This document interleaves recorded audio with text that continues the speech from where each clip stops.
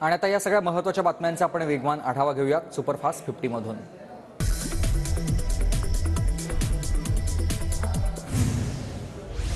भाजप आमदार गणपत गायकवाडांचे आरोप बिनबुडाचे, मुख्यमंत्री शिंदेंवरचे आरोप खपवून घेतले जाणार नाहीत। फडणवीसांची भेट घेत शिंदेगडाच्या सर्व मंत्र्यांनी मांडली भूमिका। शिंदेंवर आरोप करणाऱ्या गणपत गायकवाडांवर कडक कारवाई करा, शिंदेगडाच्या मंत्र्यांची देवेंद्र फडणवीसांकडे मागणी। उल्हासनगर गोळीबार प्रकरणाबाबत मुख्यमंत्री उपमुख्यमंत्री गंभीर, महायुतीच्या समन्वय समितीची लवकरच बैठक घेतली जाणार। श्रीकांत शिंदेंच्या वाढदिवसाला गुंडांची टोळी उपस्थित होती, विविध गुंडांची निवडणुकांसाठी नेमणूक, सर्व गुंडांची नावं लवकरच जाहीर करणार, संजय राऊत यांचा इशारा। ही सगळे गुंड कोण गोळा करतात त्याच्यासाठी एका माजी पोलीस अधिकाऱ्याची नेमणूक केलेली आहे या गुंडांचं संघटन बनवण्यासाठी। हे तुम्हाला मी आता सांगतो, मी मागेही बोललोय, चार्जशीटच दाखल करत नाहीत आणि त्यानुसार त्या गुंडांना, अनेक गुंडांना जामिनाचा मार्ग मोकळा केला जातो। ही सगळी यादी लवकरच प्रसिद्ध होईल। सिमी दहशतवादी संघटनेशी संबंध असलेल्या आसिफ दाढीनं अजित पवारांची घेतली भेट, आसिफवर हत्या, अपहरण आणि सिमी दहशतवादी संघटनेशी संबंध असल्याचे आरोप। आसिफ आणि दादांच्या भेटीमुळे चर्चांना जोपर्यंत गद्दार मुख्यमंत्री राहतील तोपर्यंत राज्यात गुंडांचीच पैदास होईल, उद्धव ठाकरेंची मुख्यमंत्री एकनाथ शिंदेंवर जोरदार टीका। राज्य अभियंता संघटनेचं मुख्यमंत्री आणि दोन्ही उपमुख्यमंत्र्यांना पत्र, धमक्या आणि खंडणीच्या फोनमुळे सुरक्षेसाठी ठोस कायदा बनवण्याची मागणी, उपाययोजना न केल्यास फेब्रुवारी अखेरपासून काम बंद पाडण्याचा इशारा।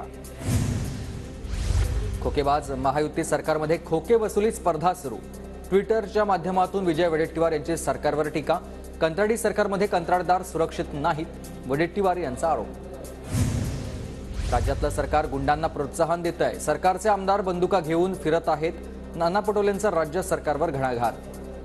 सरकार गुंडाराजला प्रोत्साहन देत आहे, त्यांचे आमदारच आता बंदुकी घेऊन फिरतात आहेत आणि जमिनी खंडणीमध्ये असतील, अभियंताला असतील, अधिकाऱ्यांना असतील, दाबदपट करून या पद्धतीने लूटपाट या महाराष्ट्रामध्ये सुरू झालेली आहे। शिंदेगडाच्या अनिकेत जावळकरची पश्चिम महाराष्ट्र निरीक्षक पदावरून हकालपट्टी, श्रीकांत शिंदे यांच्या वाढदिवसाला गुंड हेमंत दाभेकरला घेऊन गेल्याचा ठपका। नाभिक समाजाबद्दलचं माझं वक्तव्य तोडून मोडून दाखवलं, ते फक्त गावापुरतं होतं, पंढरपुरातील घटनेवरून मी फक्त प्रतिसवाल उपस्थित केला, भुजबळांचं हे वक्तव्य। भुजबळांचा मराठा आरक्षणाला विरोध नाही, ओबीसींच्या आरक्षणाला धक्का नकोय, अशी भुजबळांची भूमिका। भुजबळांना राजीनामा स्वीकारल्यास सरकारविरोधात आंदोलन करण्याचा इशारा। अधिसूचनेचं कायद्यात रूपांतर होण्यासाठी 10 फेब्रुवारीपासून माझं उपोषण, कायद्याची अंमलबजावणी होत नाही तोपर्यंत मी हटणार नाही, मनोज जरांगे ठाम। अध्यादेश अधिसूचनेची कायदा पारित करून ते टिकवण्याची जबाबदारी सुद्धा सरकारची। सरकार फिरकार मला माहित नाही, विरोधी माहित नाही, मला फक्त मराठा माहिती आहेत, माझं दैवत मराठा समाज आहे, मायबाप मराठा समाज आहे। या कायद्याची अंमलबजावणी होत तर मी हे तुमचं पोरगा हटत नाही, मेलो तरी हरकत नाही, हे शब्द आहे माझा तुम्हाला। कोणता नेता खोटं पसरवायला सांगतोय त्याचं नाव आम्हाला कळलंय, सोशल मीडियात खोटं पसरवणं थांबवा, अन्यथा तुमची नावं जाहीर करू, मनोज जरांगेंचा नेत्यांना इशारा। यांच्या पोटात खूप दुखायला लागले श्रेयासाठी, कारण 70 वर्ष जे झालं नाही ते झालंय। सोशल मीडियावर लिहितो काय मिळालं हेच नाहीये का, तुला कळतंय का? लिहितो नुसता, घरी झोपतो, कोणत्या तरी राजकारण्याचं ऐकतो, सुपारी घेतो, विरोधी पक्ष सत्ताधारी सगळे एकवटले त्याच्यात। जालन्याच्या अंतरबली सराटीमध्ये गोदापट्ट्यातील 123 गावातील प्रमुख मराठा नागरिकांची बैठक, 10 तारखेच्या आमरण उपोषणासंदर्भात चर्चा।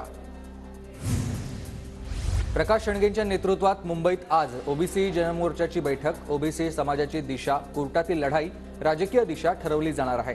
संध्याकाळी 5 वाजता ओबीसी जनमोर्चाची पत्रकार परिषद। राज्यसभेच्या 4थ्या जागेसाठी भाजपची आज संध्याकाळी खलबतं, फडणवीसांनी सागर बंगल्यावर संध्याकाळी 7 वाजता बोलावली कोअर कमिटीची बैठक। काँग्रेसमध्ये राज्यसभेच्या जागेवरून अद्याप दिल्लीचा ग्रीन सिग्नल नाहीये, उमेदवारी देण्यावरून राज्यातील नेत्यांमध्ये मतमतांतर, उमेदवार निश्चितीसाठी आणखी विलंब होण्याची शक्यता। अजित पवार नव्या कळपात गेल्यापासून लांडग्यांच्या भूमिकेत, ते इतके निर्दयी होतील असं वाटलं नव्हतं, मोदींनी केलेले भ्रष्टाचाराचे आरोप अजितदादा विसरलेत का, संजय राऊत यांची अजित पवारांवर ही टीका।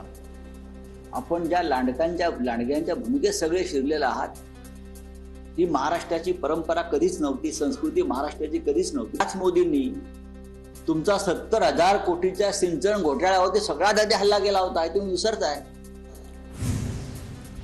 अजित पवारांनी शरद पवारांबद्दल केलेलं वक्तव्य धक्कादायक. पवारांनीच दादांना मोठं केलंय. अजितदादांच्या शरद पवारांवरील निवडणूक लढवण्याच्या वक्तव्यावरून देशमुखांची प्रतिक्रिया.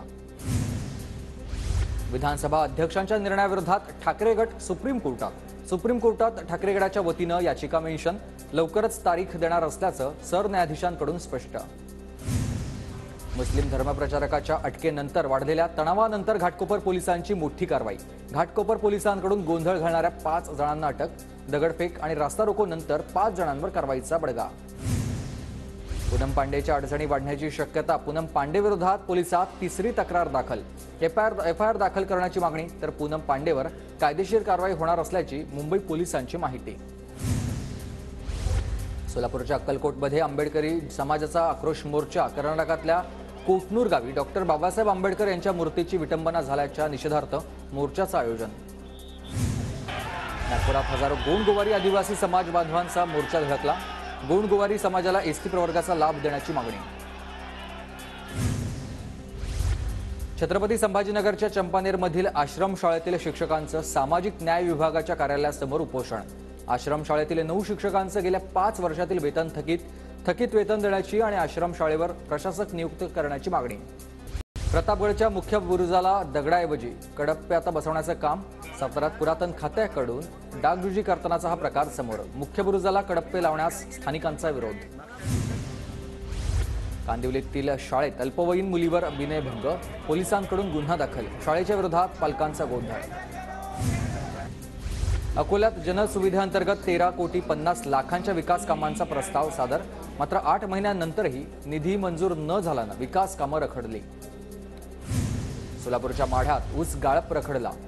मजुरांच्या तुटवड्यामुळे हजारो एकर ऊस अद्याप शेतातच आहे आणि शेतकरी त्यामुळे चिंताग्रस्त आहेत. वाशिम जिल्ह्यात हळदीच्या दरात मोठी वाढ. हळदीला प्रति क्विंटल 12,000चा दर. नांदेड जिल्ह्यात उन्हाळी मिरचीची लागवड. यंदा मोठ्या क्षेत्रावर मिरचीची लागवड. चांगल्या दराची शेतकऱ्यांना अपेक्षा. नांदेड जिल्ह्यातील 3 साखर कारखान्यात 4 लाख मेट्रिक टन ऊस गाळप. ऊसाला 2,500 रुपये प्रति टन दर. नाशिकच्या येवला तालुक्यात पाण्यासाठी काळवीट हरणांची भटकंती. वनविभागानं प्राण्यांसाठी तात्काळ पाण्याची सोय करावी. वन्यजीव प्रेमींची ही मागणी आहे. सिंधुदुर्ग जिल्ह्यातील सावंतवाडी शहरात रानगव्यांचा मुक्त संचार. वस्तीजवळ रानगवे दिसल्यानं नागरिकांमध्ये भीतीचं वातावरण. मुक्या प्राण्यांनाही देवाची ओढ. वाशिममध्ये एका श्वानाचा 2 पाय वर करून राधे राधे करतानाचा व्हिडिओ सध्या सोशल मीडियावर व्हायरल. गोंदियात बारदाण्याअभावी धान खरेदी बंद. शेतकऱ्यांच्या अडचणीत वाढ. आदिवासी विकास मंडळाकडून पुरवठ्याकडे दुर्लक्ष. जळगाव जिल्ह्यात गतवर्षीच्या तुलनेत कपाशीच्या उत्पादनात 50% घट.